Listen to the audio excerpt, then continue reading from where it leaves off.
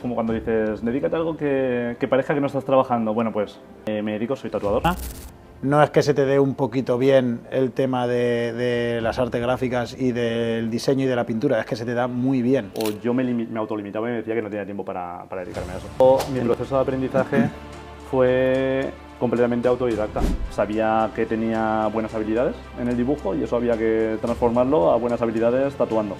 Cuando crees que estás haciendo cosas interesantes en piel sintética, todo eso no vale para nada y tienes que enfrentarte a la piel real, a la persona y a los nervios. ¿Cómo fue ese primer tatuaje? ¿Lo recuerdas? Uf, horrible.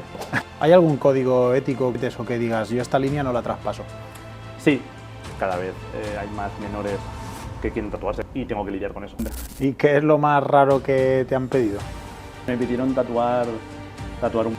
La creencia, ¿no?, de que cobran mucho los tatuadores. Al final es como Cristiano Ronaldo cobra mucho ya, pero ¿desde cuándo lleva jugando a fútbol y desde cuándo lleva en equipo importante? Es decir, hay tatuadores que cobran mucho, sí, que llevan detrás. Tu tiempo vale dinero, tu experiencia vale dinero y al final tus trabajos también te avalan. ¿Tú crees que tienes algún límite? Yo considero que estás en el top de España como mínimo. Yo como artista siempre me siento que me falta mucho. Sé que lo que hago es bueno y sé que puedo estar muy orgulloso, pero seguir aprendiendo. Buenas, estamos aquí con Javi Navarro, un amigo íntimo desde la infancia y un ídolo porque ha conseguido trabajar en su sueño y está haciendo de su talento su faena. Así que cuéntanos, Javi, ¿cómo estás? Lo primero. No, muy bien, un poquito nervioso, pero, Bueno, pero muy bien, muy bien. De normal estoy más acostumbrado a estar detrás de la cámara que delante de ella, Eso es verdad. pero muy bien, muy bien. ¿A qué te dedicas, Javi? Pues actualmente, como dices, me dedico, soy tatuador. Y sí, de alguna forma he conseguido llegar a un punto en el que puedo dedicarme de forma profesional a eso que me gusta, que me apasiona y que todo el mundo, pues como cuando dices, dedícate a algo que parezca que no estás trabajando. Bueno, pues, entre comillas siempre, pero he llegado a ese punto. Lo has conseguido. Bueno, pero antes de que nos cuentes más, quiero que me cuentes cómo llegaste a esa decisión y qué eras previamente y qué estudiaste tú y un poco tus inicios para así después ver cuánto de dura fue la situación o la decisión de decidir empezar un negocio para intentar vivir de tu sueño. ¿Qué Claro. estudiaste, Javi? ¿A qué te dedicaste en tus primeros años? Vale, me remonto a la época de formación, 2010, 2000, por ahí, ¿vale? Por esos años. Yo estudié diseño gráfico. Cierto es que el mundo del tatuaje, por ejemplo, en esa época ni siquiera se me planteaba. O sea, no vivo en un círculo donde mis amigos o familiares o gente del entorno, que al final te condiciona mucho en esas etapas de decidir qué estudias y qué no, nadie estaba dentro del mundo del tatuaje, con lo cual yo sabía que se me daba bien, pues, de alguna forma dibujar y todo lo artístico, era en cierto modo creativo y decidí estudiar diseño gráfico. Nada, estudié diseño gráfico, luego la formación después de la carrera, por resumir muy breve esa etapa, y por suerte, al final muchas condiciones las llamamos suerte, y acabo trabajando, nada más acabar la carrera, como diseñador gráfico en una cadena de restaurantes que en ese momento estaba creciendo y contactan conmigo y nada, entro a trabajar con ellos. Como cuando tú entras en un nuevo trabajo por primera vez, esto era del mundo de la hostelería. En cierto modo yo cuadraba en ese perfil porque cubría tanto las necesidades de diseño gráfico como, bueno, durante mi época adolescente todos mis estudios me los pagué, me los costeé trabajando en una cadena muy importante de hostelería. Puedes decirlo, no pasa nada. Aquí ni nos pagan ni nos van. No creo que Estaría contacte bien, conmigo. estaría bastante Sí, bien. si quieren, son McDonald's. O sea que... Bueno, pues como tú bien dices... Que bueno, está considerada como una, que todos sabemos, comida rápida, comida Total, basura, total. pero como a nivel hostelería, mucha gente lo ha dicho, incluso se ha estudiado y se sigue estudiando, que es un modelo casi perfecto. Correcto, porque es llevar todo lo bueno de otras industrias al mundo de la hostelería.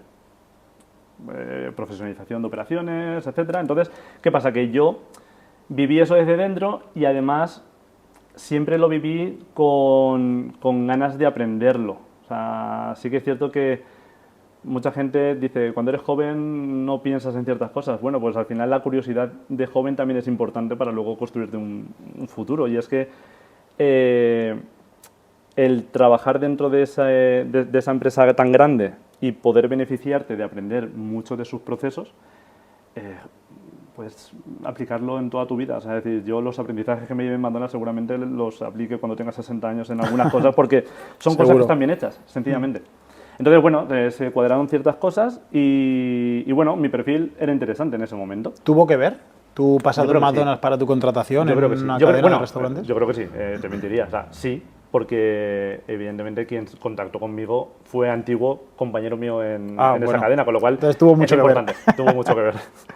Pero al final es el perfil, el perfil que yo tenía en ese momento, que entendía como diseñador gráfico, novato en ese momento, pues cubría necesidades que tenía la empresa, pero además podía hablar con un lenguaje que a lo mejor otro diseñador gráfico que no hubiese tenido ese bagaje en el mundo de la hostelería, pues no tendría. Entonces, nada, inicié mi carrera como diseñador gráfico en esa empresa. ¿Cuáles eran tus funciones? Pues principalmente yo entré entré en un momento en el que la empresa quería expandirse, había testeado ya su modelo y había abierto en diferentes localizaciones. Hasta ese momento todas las localizaciones eran propiedad suya. Y yo cuando entré porque había que profesionalizar la imagen de esa cadena para poder franquiciarla. En el momento que ya querían expandirse en modo franquicia, claro, los procesos, la imagen, la marca, todo. Paquetar todo. Había que empaquetarlo para poder venderlo mucho mejor a posibles inversores. Entonces yo entré en ese momento. ¿Qué pasa? Que cuando tú entras en una empresa que está creciendo y que es pequeñita en su inicio, por suerte esta empresa ya tenía una empresa detrás que tenía un pulmón financiero bastante grande, con lo cual se podía permitir crecer a un ritmo que no era el normal. Que no era normal. Entonces, bueno, cuando tú estás en una empresa pequeñita, y en ese momento no, pequeñitos, que crece muy rápido, llega un momento en que tú asumes funciones que no son tu competencia, ni mucho menos. Que luego te das cuenta que estás súper contento de haber tomado ciertos riesgos. Claro, otra experiencia más que te da un aprendizaje brutal. Correcto. Y esas oportunidades no son comunes. Entonces, pues lo tomé como eso, lo tomé como una oportunidad de aprender mucho en algo que de otra forma hubiese sido muy, muy, muy difícil aprender. Entonces, nada, crecimos muy rápido. ¿Cómo de fuera te saliste de tu sector? ¿Qué función fue a lo mejor la que más lejos estaba de tu campo de conocimiento o qué te tocó asumir en esa expansión tan rápida? Fue un proceso, porque evidentemente yo al principio, hasta que te ganas la confianza del equipo y de más gente, te ciñes a tus funciones. Pero conforme te vas ganando esa confianza, pues vas asumiendo cada vez poquito a poquito más cosas. En el transcurso de los años, yo al principio mis funciones eran mucho más enfocadas a la comunicación y al diseño, pero en la última etapa todo el cambio de estrategia de la marca, porque era una marca que en su momento de bonanza creció mucho, luego hubo que dar un cambio de imagen y de modelo que tuvimos que tomar decisiones bastante gordas para una empresa que ya había cogido un volumen de millones de euros anuales. Entonces, ahí ya tomé funciones de abrir un restaurante, estar en la apertura, controlar personal, controlar costes de producto, o sea, cosas que son muy divertidas cuando no es tu dinero. Pero que bueno, eso de alguna forma me dio también la posibilidad de vivir decisiones buenas en momentos buenos de una empresa y decisiones malas en momentos malos de una empresa sin que el dinero fuese mío. Eso es ideal. Es ideal. Sí, es como jugar al Monopoly, pero en la realidad. Correcto. Sí. De alguna forma fue una etapa, creo que clave para construirme como profesional y como persona. O sea, y además en la etapa que fue. Pero básicamente eso, que al final una decisión de cuántas personas tienen que haber en un turno de un restaurante en un momento de hora punta o en un momento de lunes por la tarde. Alguien que viene de estudiar marketing cuando y juega al diseño. Valencia, ¿sabes? Pues el diseño gráfico ahí importa poco. Sí, sí, sí, sí.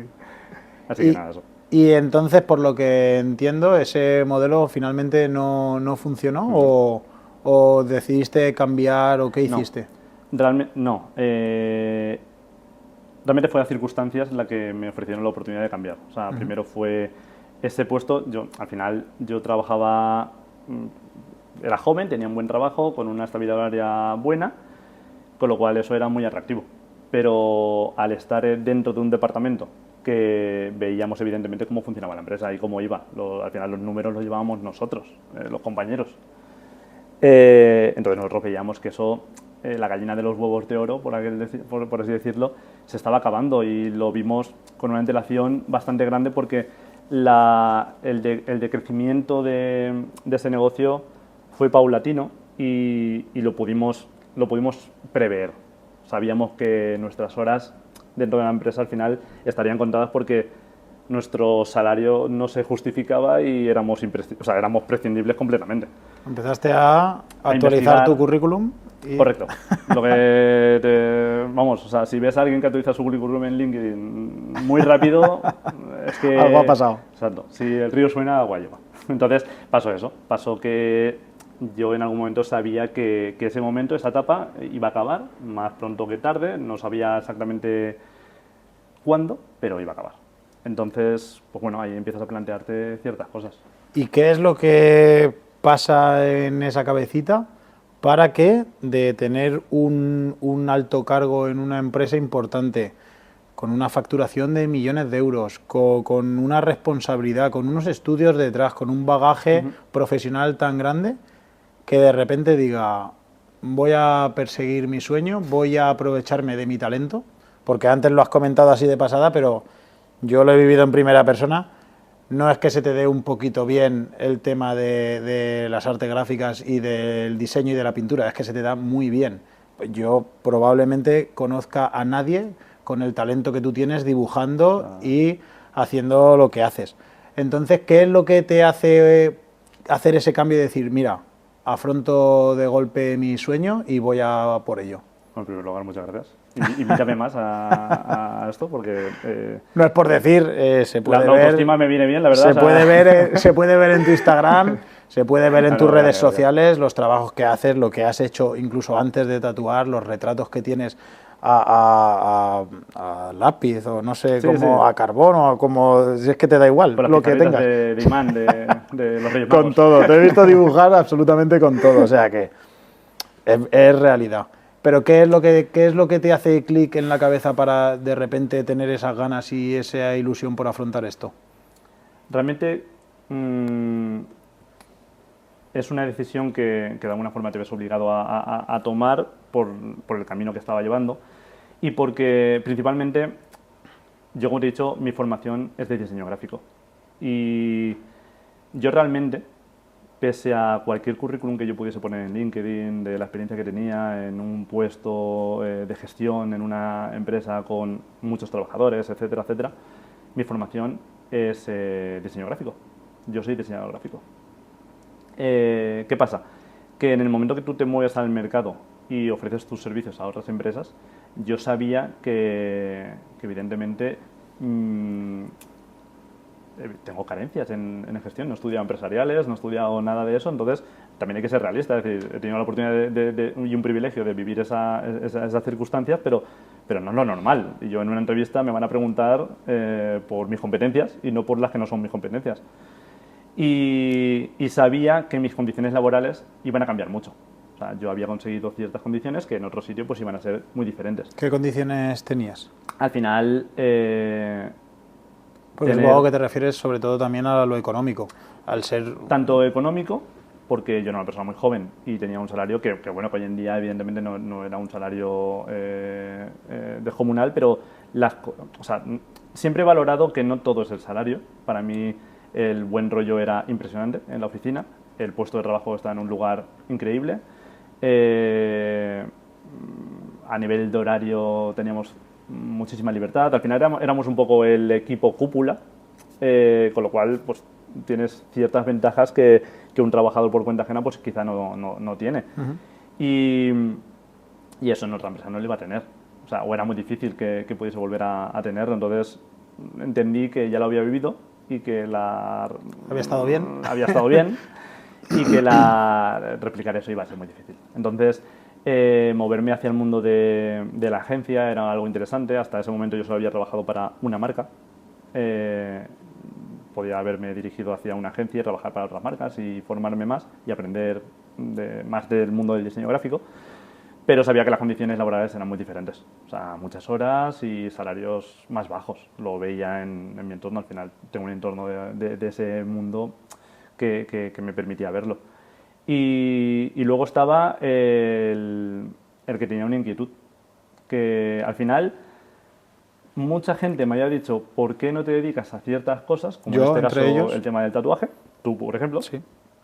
Pero cierto es que al final, cuando tú quieres formarte de algo, necesitas tiempo. Y cuando estás dentro de una rueda de trabajo, de responsabilidad, pues no tienes tiempo físico o no lo ves tan claro, porque también eres más joven y tienes muchas cosas que hacer, muchos viajes que hacer y muchas cosas, que no tenía tiempo para dedicarle, o yo me autolimitaba y me decía que no tenía tiempo para dedicarme a eso.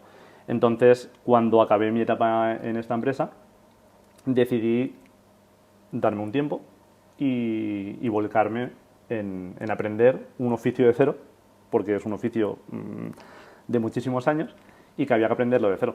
Y llegar a unos estándares de calidad que me autoexigía, que para eso necesitaba tiempo. No podía empezar y a las 2 semanas empezar a investigar con personas, gente y que eso fuese para adelante. No, no. O sea, ¿Cómo es el necesitaba proceso un de tiempo. aprendizaje de un tatuador? Bueno, te puedo contar mi proceso de Tu aprendizaje. proceso, me vale. Mi proceso de aprendizaje fue completamente autodidacta. O sea, como te he dicho antes, no tengo nadie cercano en ese momento. Sí que tengo gente cercana, evidentemente, pero en ese momento vuelves atrás, ya no eres un novato. O sea, vuelves a ser un novato, un aprendiz y tienes que aceptar ese nuevo rol. Y en ese momento no podía, yo no tenía la capacidad o la cara de acercarme a otra gente para pedir que me enseñasen.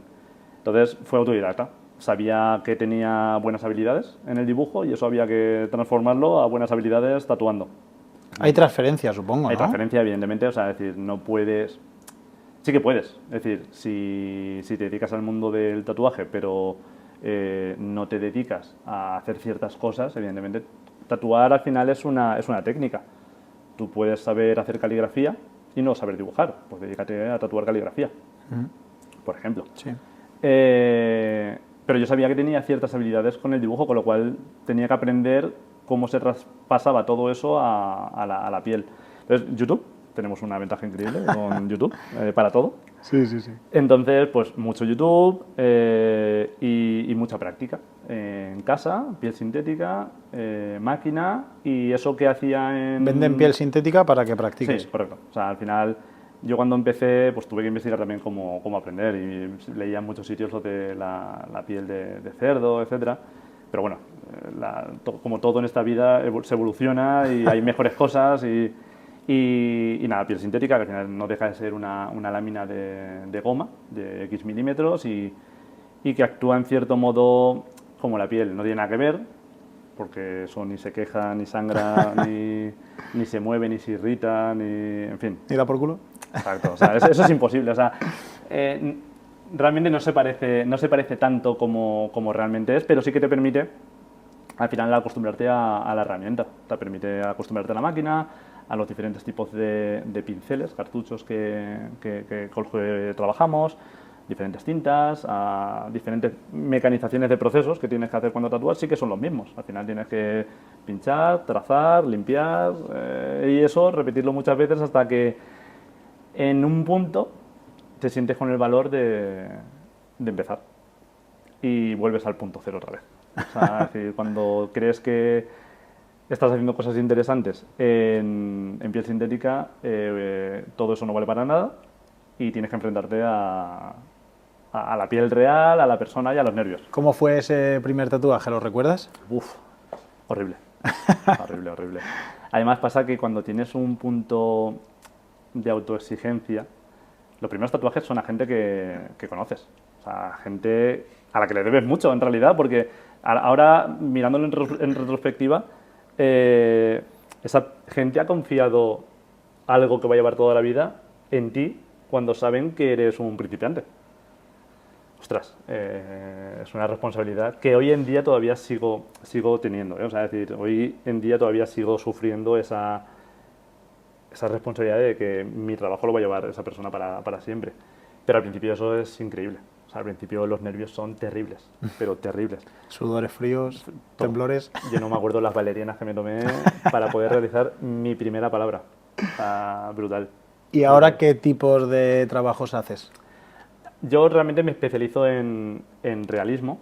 Sí que es cierto que yo al final en mi estudio estoy yo solo, con lo cual es más difícil, aunque lo he conseguido en cierto modo, dedicarte solo a un estilo, porque por la puerta entran muchas personas y cada uno tiene unas necesidades y un tipo de tatuaje que tiene en mente y que se quiere hacer.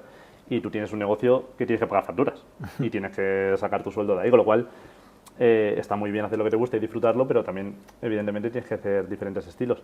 ¿Te ha tocado hacer trabajos que a lo mejor no eran la línea que tú querías seguir o no estabas Sí, y eso va a seguir siendo siempre. Pero ¿hay algún código ético que tú siempre respetes o que digas, yo esta línea no la traspaso? sí, por suerte no he tenido que ponerla casi nunca en práctica, porque de alguna forma, al final, tu forma de comunicar o tu forma de llevar con tus clientes, de trabajar con ellos, etcétera, te filtra mucho el tipo de cliente que te llega. O sea, pues la estética del estudio, etcétera, ya filtras a un gran público que no tienes que lidiar con él, con lo cual hay ciertas cosas, pues temas políticos, temas quizá más punzantes que no tengo ni siquiera que lidiar con ellos porque no tengo ese tipo de cliente que me lo pregunte ni me lo pida. Pero sí, por ejemplo, lo que más me enfrento es tema menores, por ejemplo. Cada vez hay más menores que quieren tatuarse, evidentemente. Al final lo ven en la gente que conocen, en la gente que les gusta y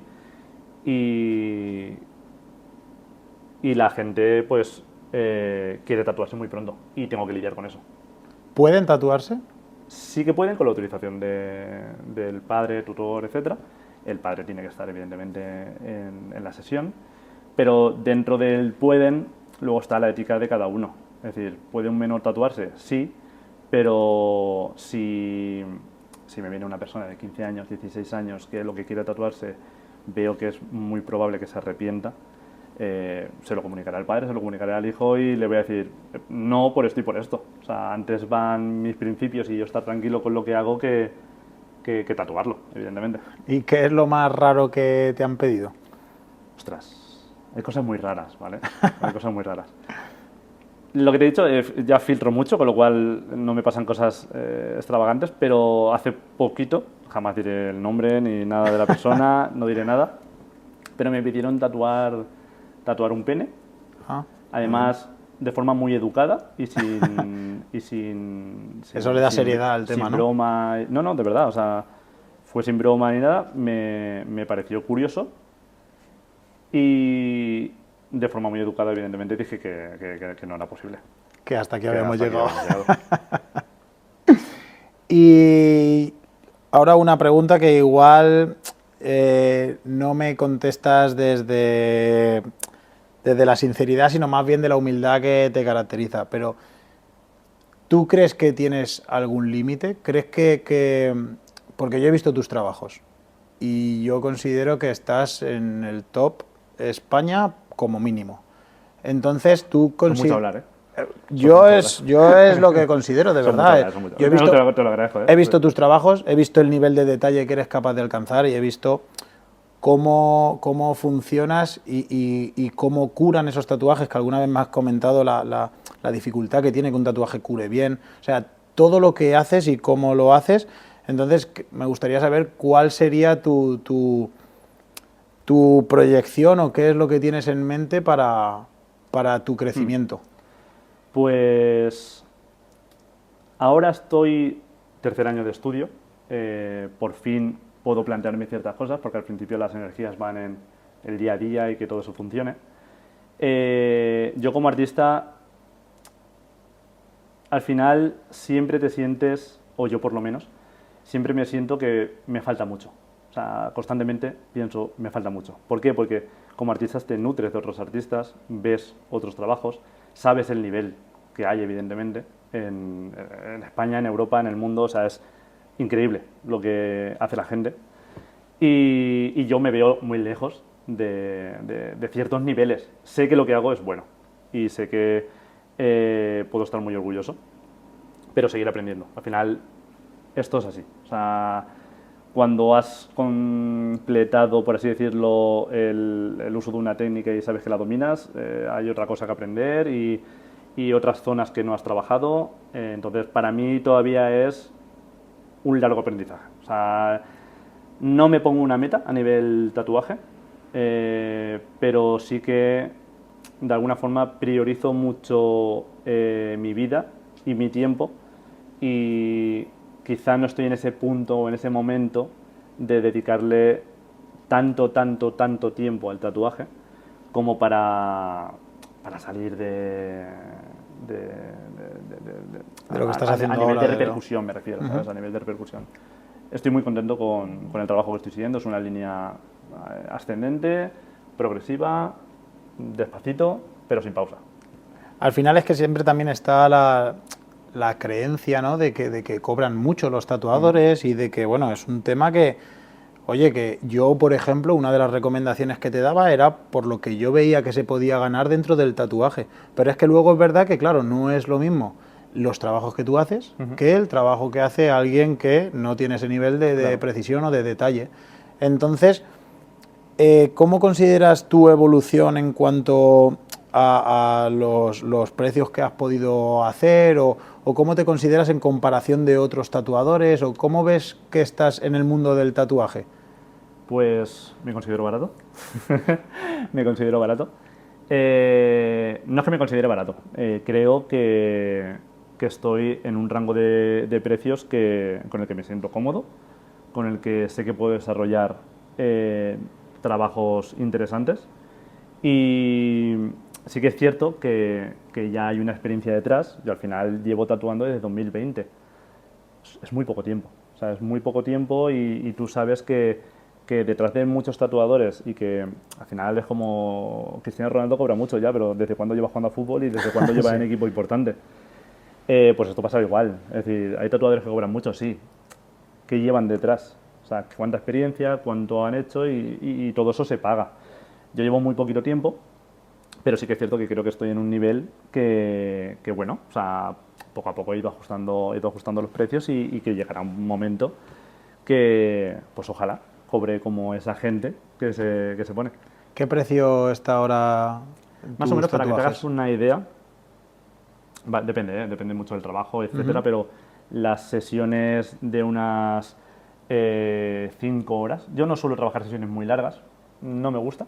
O sea, no me gusta porque mi concentración decae, me conozco, no quiero sufrir el momento de tatuar, quiero que siga siendo algo agradable, quiero seguir disfrutándolo, con lo cual mis sesiones no superan las 6 horas y suelen estar en alrededor de los 350 y 400 euros, dependiendo del trabajo, de la persona. Si el cliente ha confiado muchas veces en mí, pues evidentemente te portas mejor. Si es un cliente nuevo, si es un proyecto muy difícil, sabes que vas a tardar mucho en diseñar, pero ronda esos precios. Aprovechad antes de que suba los precios porque le deben de quedar segundos.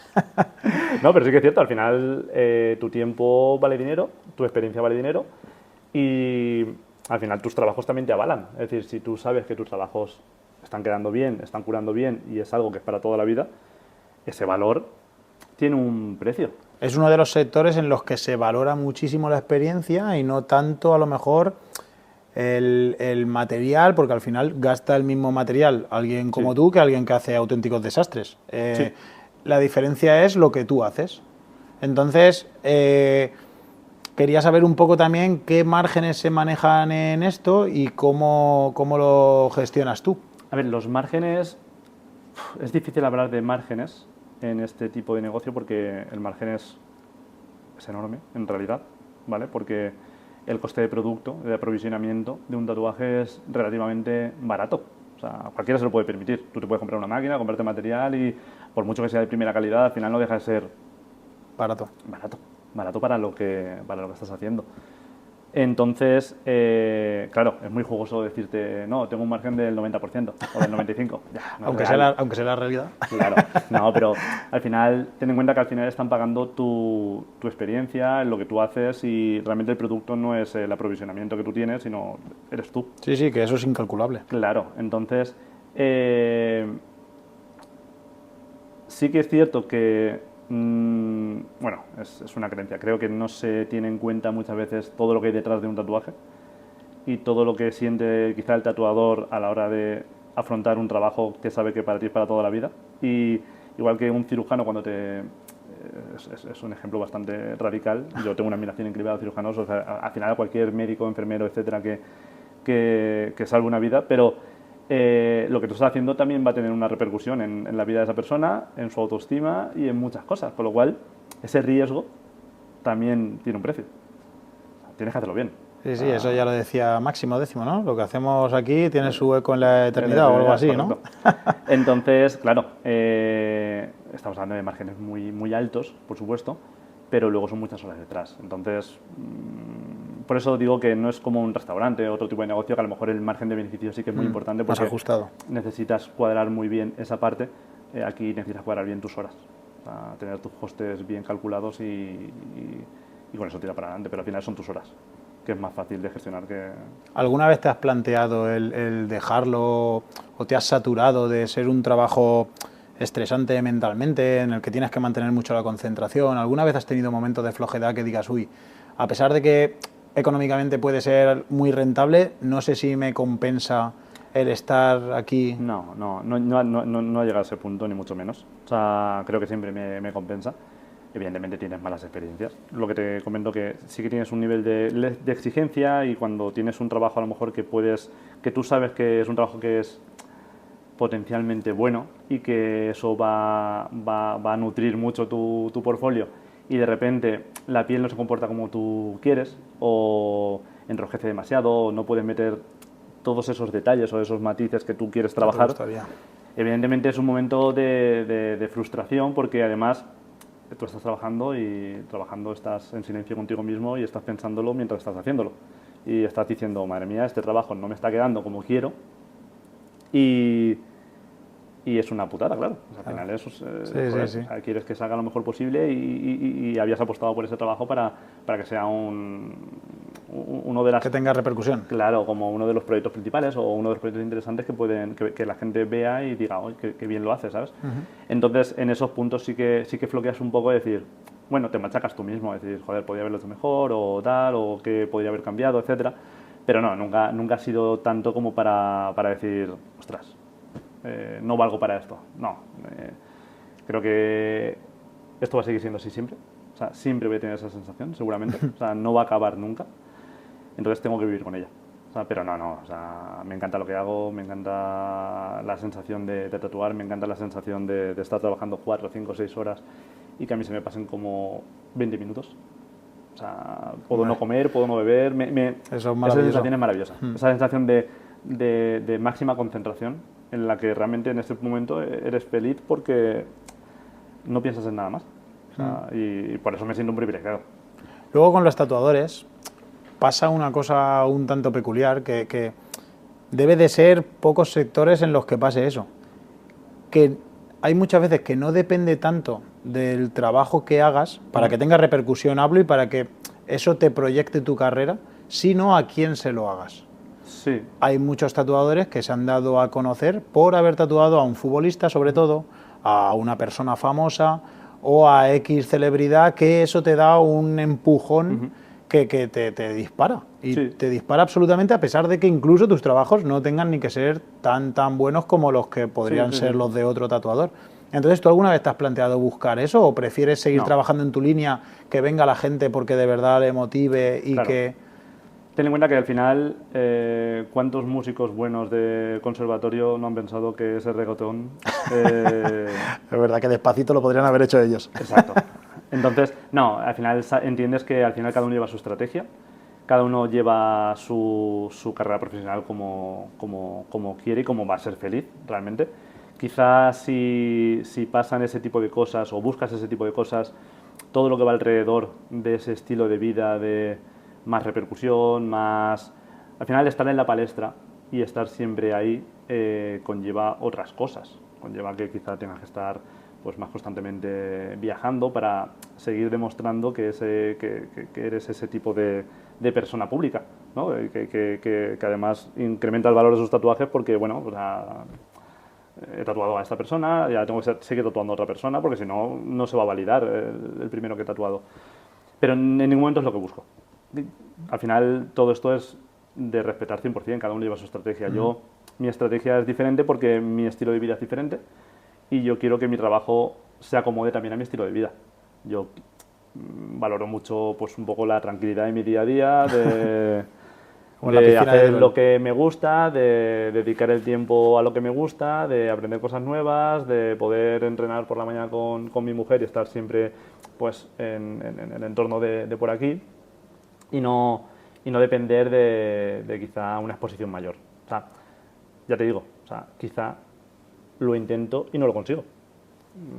Es que no lo sé, pero no es lo que busco. O sea, si en algún momento llega o me contacta alguien de verdad famoso, pues igual pasa y evoluciona o no evoluciona, pero bueno, eso ya se verá. Bueno, yo tengo un tatuaje tuyo. Correcto. Yo nunca pensaba que me iba a tatuar y tengo un tatuaje tuyo. Y ahora solo falta que sea famoso. Exacto, exacto. Y además tienes un perfil que es muy bueno porque es el tatuador sin tatuajes. Hasta Correcto. hace poco eras piel completamente limpia. Exacto, hasta hace poco. O sea, objetivamente no soy el tatuador sin tatuajes, soy el tatuador con muy pocos tatuajes. Con menos tatuajes del mercado prácticamente. Seguramente que más que el 95% de mis clientes. ¿Y eso a qué se debe? Al final, en esencia, se debe a que yo no me veo con esa estética, con lo cual no tomo una decisión por mi profesión, tomo una decisión por cómo me gusta verme y cómo me siento cómodo conmigo, con lo cual si no tengo esa necesidad o esa inquietud de verme tatuado, no voy a tatuarme porque sea tatuador. Al final es algo que vas a llevar toda tu vida contigo, con lo cual si me siento cómodo como estoy, ¿por qué voy a cambiarlo si no tengo esa chispa, ¿no? O sea, que igual llega en el futuro o no, no lo sé. Yo creo que cuanto más mayor te haces, es más difícil que llegue. Es más difícil que llegue. Completamente. Pero llega un punto en el que también un poco se genera cierta controversia y me has preguntado esa pregunta porque en cierto modo es parte de mi marca, ¿no? O sea, es decir, es raro. Sí. Y es una conversación que se tiene mucho con los clientes y dan pie a otras conversaciones y al final creo que se está creando algo también guay de eso que no me gustaría cambiar por ahora, desde luego. Genial. Pues bueno, Javi, nada, simplemente desearte mucha suerte, aunque no te hace falta porque lo que te sobra es talento. No, muchas gracias. Y nada, hasta aquí hemos llegado con el capítulo de hoy. Javi, Un placer. te quiero mucho. A ti, un beso. Adiós.